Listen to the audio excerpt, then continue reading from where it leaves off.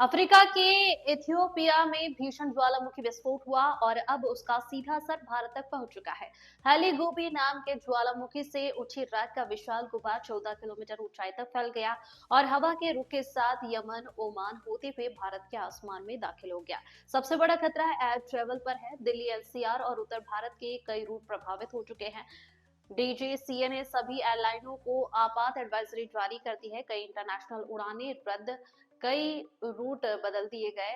Akasa air, Indigo और air India ने यात्रियों की सुरक्षा को देखते हुए एक्शन लिया है। राख के कारण विमान के इंजन तक बंद पड़ सकते हैं, इसलिए डीजीसीए ने साफ साफ कहा है कि राख वाले रूट से उड़ान न भरे। यह राख का गुबार अब चीन की ओर बढ़ रहा है और हालात लगातार बदल रहे हैं।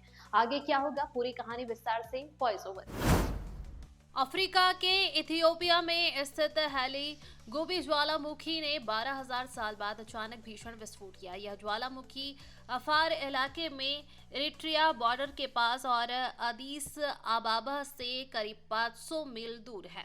रविवार को विस्फोट के बाद कई घंटों तक आग, धुआं और राख आसमान में उछलती रही। सबसे खतरनाक बात यह रही कि राख सीधा 14 किलोमीटर की ऊंचाई तक पहुंच गई। ऊंचाई पर तेज हवाओं ने राख को यमन और ओमान की दिशा में धकेला और वहां से यह भारी गुबार भारत तक पहुंच गया।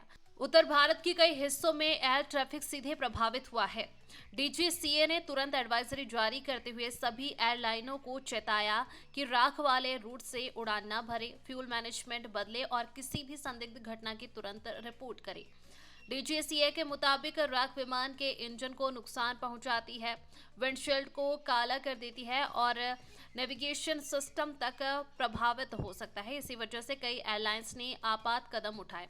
अकासा एयर ने 24 और 25 नवंबर को जेद्दा, कुवैत और अबू धाबी के लिए सभी उड़ानें कैंसिल कर दी। यात्रियों को फुल रिफंड या 7 दिन के भीतर फ्री रीबुकिंग की सुविधा दी गई है। केएलएम ने अपनी एम्स्टर्डम दिल्ली और दिल्ली एम्स्टर्डम की दोनों उड़ानें रद्द की। इंडिगो ने नई उड़ानों के रूट बदल दिए। कन्नूर से अबू धाबी जा रही फ्लाइट को अहमदाबाद मोड़ा गया क्योंकि राख का गुब्बार उसके रूट के करीब पहुंच चुका था। एयर इंडिया ने कुछ उड़ानें इसलिए कैंसिल की ताकि प्रभावित आसमान से होकर आए विमानों की जांच की जा सके। एयरपोर्ट्स को भी सतर्क रहने को कहा गया है। रनवे, टैक्सीवे और एप्रन पर राख की जांच, जरूरत पड़े तो संचालन रोकने और मौसम विभाग से लगातार अपडेट लेने के निर्देश दिए गए हैं। राख का यह विशाल गुबार अब भारत से आगे चीन की ओर बढ़ रहा है, लेकिन फिलहाल भारत के लिए सबसे बड़ा मुद्दा उड़ानों की सुरक्षा है। डीजीसीए ने साफ कहा कि अगला अपडेट हर कुछ घंटे में जारी किया जाएगा।